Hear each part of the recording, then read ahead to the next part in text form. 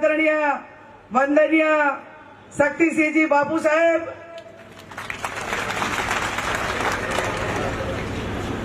गुजरात प्रदेश कांग्रेस समिति कार्यकारी प्रमुख आदरणीय इंद्रविजयसिंह गोहिल साहेब, बलदेवसिंह ठाकुर, गुलाबसिंह भाई राजपूत, गिरी बन्ना साहेब,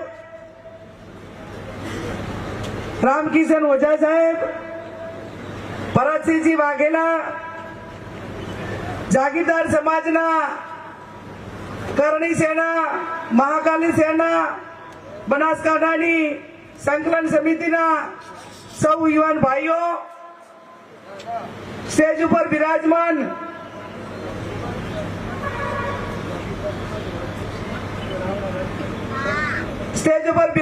અને આપ સૌ આમંત્રણને માન આપીને પધારેલ ક્ષત્રિય રાજપૂત સમાજ, જાગીરદાર સમાજ અને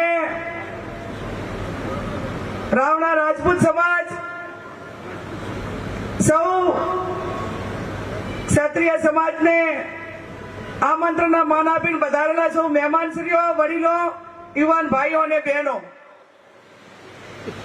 આજે આ લોકસભાની ચૂંટણીના અનુસંધાને બનાસકાંઠાની જનતા આશીર્વાદ આપે 7 તારીખે એક લોકશાહીનો ભાગ છે બાપુ, પણ હું મારી જિંદગીની અંદર કોઈકને ભાઈ તરીકે ડોયડો બાંધે ત્યારે વ્યક્તિગત હોય, પણ આજે સમગ્ર બનાસકાંઠાના ક્ષત્રિય સમાજે દીકરી તરીકે ચૂંટણી ઓઢાડી છે, એનાથી મોટો લાવો મારા માટે બીજો કઈ ના હોય। રાજકારણ તો એક ચડાવ ઉતારનો ભાગ છે, સમયને સંજોગો છે, લોકશાહીના નિર્ણય પ્રમાણે લોકોના હાથનો નિર્ણય હોય છે, પણ કેટલાક ઐતિહાસિક પ્રસંગો એ ઇતિહાસના સાક્ષી બનતા હોય છે, અને ઇતિહાસના સાક્ષી બનતા હોય છે ત્યારે આજે બનાસકાંઠા જિલ્લો સમગ્ર ગુજરાતની અંદર જયારે પહેલામાં પહેલી ટિકિટ બાપુ તમે માને જાહેર કરીને ત્યારે મારો ક્ષત્રિય સમાજ હોય કે મારો બનાસકાંઠા જિલ્લો હોય, આ બે ટાઈમે બાપુ તમારો આભાર માન્યો અને અમને એમ લાગ્યું કે બનાસકાંઠાની જનતાની નોંધ એક જાગીરદાર આગેવાને, જાગીરદાર નેતાએ એક ગરીબ સમાજની દીકરીની પહેલામાં પહેલી ટિકિટ જાહેર કરીને એની નોંધ લીધી છે, એને સન્માન આપ્યું।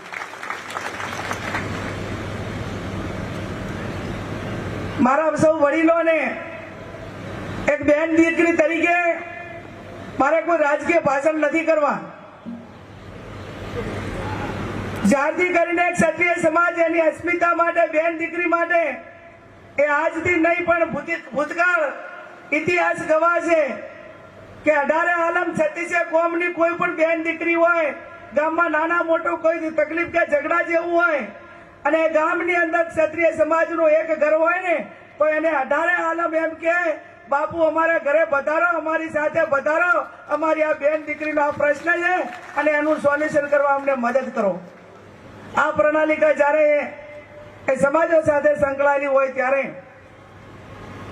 મેં કહ્યું એમ રાજકારણ એ લોકોને એક લોકશાહીનો ભાગ છે, પણ જયારે સમગ્ર તમામ સમાજ 18 આલમ 36 કોમ એ જાગીરદાર સમાજ માટે પોતાની દીકરી માટે મદદ માંગતી હોય, એ ઇતિહાસ આપણી પાસે ગવાહ હોય, અને જયારે ક્ષત્રિય સમાજની પોતાની બેન બેટી સામે કોઈ પણ એક રાજકીય એવડા ગજાના માણસો, સમજણપૂર્વકના માણસો એ પ્રકારના ઉચ્ચાર કરે ત્યારે ક્ષત્રિય સમાજ ક્યારેય પણ ના ચલાવી લે, અને ના ચલાવી લે એટલા માટે કે આ પ્રણાલિકાને કંઈક ને કંઈક ક્ષત્રિય સમાજની પ્રણાલિકાને કલંક લાગે, અને એટલા માટે કરીને આજે આ બનાસકાંઠા જિલ્લે ક્ષત્રિય સમાજે જે અસ્મિતા માટે કરી બતાવ્યું છે ને એ ઇતિહાસમાં આવનાર સમયની અંદર કોઈ પણ બેન દીકરી સામે કોઈને ઉચ્ચાર કરવો છે ને વાલ્મીકી સમાજની દીકરી સામે તો એ પણ ઉચ્ચાર સવાલ કરવા વાળાને 100 વખત વિચાર કરવો પડશે।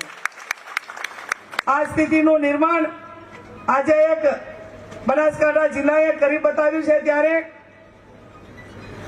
બાપુ મારે આ ક્ષત્રિય સમાજને અભિનંદન અને ધન્યવાદ અને નમન એટલા માટે કરવા પડે કે ઘણા બધા બનાસકાંઠાના ગામો એવા છે કે જ્યાં ક્ષત્રિય સમાજના 1-2 ઘર હોય અને ભારતીય જનતા પાર્ટીએ ત્યાં મીટિંગ રાખી હોય ને આગલે દાડે સમાચાર મળે કે આવતીકાલે ભારતીય જનતા પાર્ટીના ઉમેદવાર કે આગેવાનો આ ગામમાં આવવાના છે, એ દિવસે આગળના દિવસે મારા ક્ષત્રિય સમાજના યુવાનો તમામ સમાજને જઈને નર્મ ભાવે વિનંતી કરે કે અમે આખી જિંદગી તમારા ભેગા રહ્યા છીએ અને અત્યારે અમારે તમારી જરૂર છે, તમે અમારા ભેગા રહો અને અમારા કહેવાથી આ મીટિંગ ના કરો.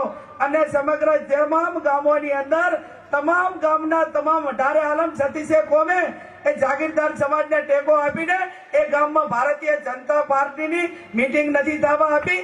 આ તમારી લોકો સાથેનો પ્રેમ અને એને લાગણી છે. એક બાજુ શરમુક્તાર સાહેબ, એક બાજુ નરમતા છે. અને વિવેકની વાત આવે ત્યારે એનું પ્રમાણપત્ર જાગીરદાર સમાજને કોઈનું લેવાની જરૂર ના પડે. ત્યારે તમારી બહેન તરીકે, દીકરી તરીકે હું વિશેષ નથી કહી શકતી, પણ એટલું ચોક્કસથી કહીશ. હમણાં મને 2-3 આગેવાનોએ વાત કરી કે જ્ઞાનીબેન આખા જિલ્લાનો પ્રવાસ રાતના સમયે પણ તમારે કરવાનો થાય છે, ત્યારે તમે ડીએસપી ને લેટર લખીને તમારા પોતાના માટે કરીને પ્રોટેક્શનની માગણી કરો.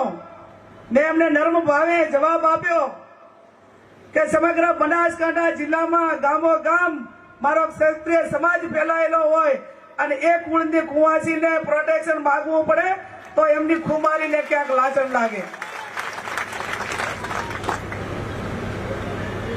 આવડો ભરોસો જ્યારે અમે બધા તમારા ઉપર લઈને બેઠા હોય ત્યારે આપ સૌને 2 હાથ જોડીને વિનંતી કરું છું. જેમ જહાને ચીઠી લખી હતી રા નવઘણને, અને આજે જ્ઞાનીબેને તમને વિનંતી કરી છે, ચીઠી લખી છે, તમે મારા બધા રા નવઘણ જેવા ભાઈઓ છો. એમને રા નવઘણ પણ ક્ષત્રિય હતો ને આપ પણ ક્ષત્રિય છો. ત્યારે ઇતિહાસના દર્શન થાય છે, અને ઇતિહાસના દર્શન થાય છે ત્યારે જેમ બળદેવજીએ કહ્યું એ પ્રમાણે 7મી તારીખે મતદાન છે અને 4મી તારીખે લોકસભાની ચૂંટણીનું પરિણામ આવવાનું છે.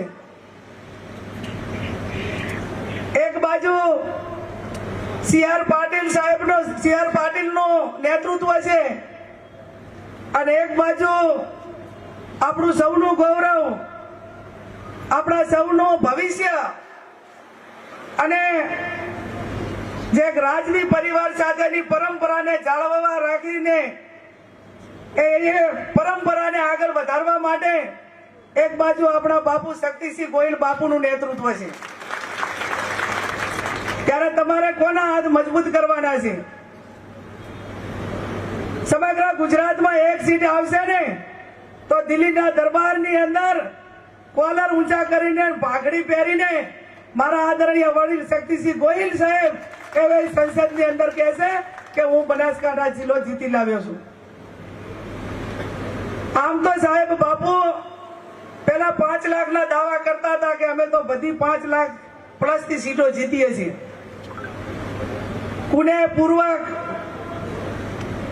રણનીતિના ભાગરૂપે જેમ જેમ કોંગ્રેસ પાર્ટીના ઉમેદવારો મેદાનમાં આવતા ગયા એમ ક્યાંક ઉમેદવારો બદલવાનો વારો આવ્યો અને બનાસકાંઠાની અંદર પણ પહેલા તો એમ કહેતા હતા કે અમે તો 5 લાખ નહીં પણ સૌથી મોટા રેકોર્ડથી જીતવાના છે. હવે તો 1 મહિનાની અંદર ગુજરાત પ્રદેશના ભાજપના પ્રમુખને અને રાજ્યના મુખ્યમંત્રીને બનાસકાંઠાની અંદર અપડાઉન કરવું પડે. તમામ સંસાધનો સામે લગાવી દીધા. એક બાજુ જનશક્તિ ને એક બાજુ ધનશક્તિ, એક બાજુ સંસાધનો ને એક બાજુ સિદ્ધાંતો. જ્યાં સિદ્ધાંતો હોય ને જ્યાં જનશક્તિ હોય ને ત્યાં કોઈ પણ પ્રકારની બીજી જરૂર પડતી નથી.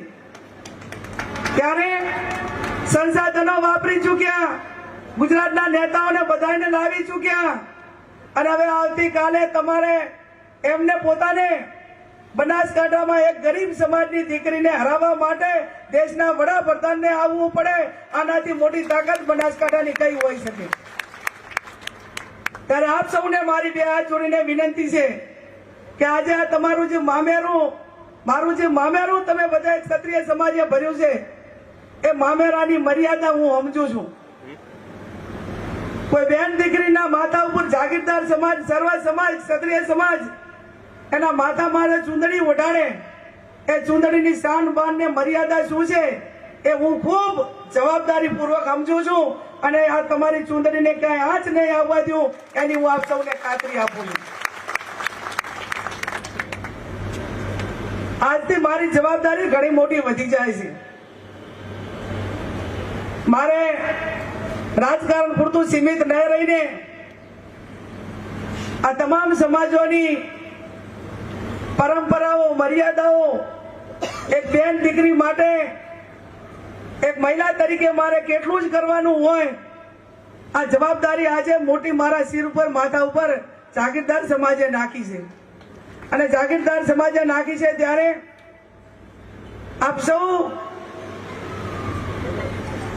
બળદેવજીએ કહ્યું એ પ્રમાણે આજે તમે અમને ચૂંદડી માથા માથે ઓઢાડી સમર્થન આપ્યું.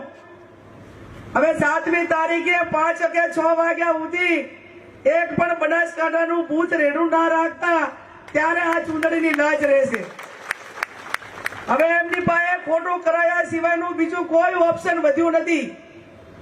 અને કોઈ ઓપ્શન નથી વધ્યું ત્યારે જે બૂથો ઉપર ખોટું કરવા માટે જ્યારે એમની કાયમી પરંપરાઓ રહી છે, એ બૂથો ઉપર મારો જાગીરદાર સમાજ એને પ્રોટેક્શન આપે, ગરીબોને, એજન્ટોને પ્રોટેક્શન આપે. અને જ્યાં સુધી મતદાન પૂરું ના થાય ત્યાં સુધી ખડે પગે રહી અને પાર્ટીને કોંગ્રેસ તરફ ઉપર, કોંગ્રેસ પાર્ટીને મતદાન થાય એ પ્રમાણેની જે વ્યવસ્થાઓ હોય કે જે કઈ નાના મોટું કરવાનું હોય રાજકારણમાં મારે તમને કઈ કહેવાનું ના હોય. અને જાગીરદાર સમાજમાં મારે એક ઠાકોર સમાજની દીકરી તરીકે રાજકીય વાત કરવી એ હું પોતે પણ યોગ્ય માનતી નથી. ગળ સુધીમાં બ્લડમાં જેને રાજકારણ વારસામાં મળેલું હોય એને કઈ એંગલથી લડવું, શું કરવું, એ તમામ રણભૂમિ સાથે વર્ષોથી પરંપરાગત રીતે લડો છો. ત્યારે હું એટલું જ કહું કે તમારી બેન દીકરીને વિજય બનાવજો. અને આજે હું તમને બધાને આ ડીસાની જગ્યા ઉપરથી, ડીસાની ધરતી ઉપરથી ખાતરી આપું છું કે આજે ક્ષત્રિય સમાજ સમગ્ર 18 આલમ 36 કોમ ઠાકોર સમાજની દીકરીને મદદ કરે છે. આવતીકાલે ક્ષત્રિય સમાજ હોય 18 આલમ 36 કોમને આજે કોઈ અમને વેત નમે તો આવતીકાલે હાથ નમવાની જવાબદારી અમારી છે અને એમાં અમે કઈ પીછેહટ નહીં કરીએ. અને લાસ્ટમાં માં જગદંબા ભવાનીને પ્રાર્થના કરું, અમને મારા ભાઈઓના, વીરોના પધામણા કર્યા, વળામણા કર્યા, એમના એક પરંપરાગત રીતે ભામણા લીધા. માં ભવાનીને પ્રાર્થના કરું કે હે માં ભવાની જગદંબા, હે માં અંબાજી, મારા ક્ષત્રિય સમાજની એકતાને ક્યાંય નજર ના લાગે. એ જ શબ્દ સાથે આપ સૌનો ખૂબ ખૂબ આભાર.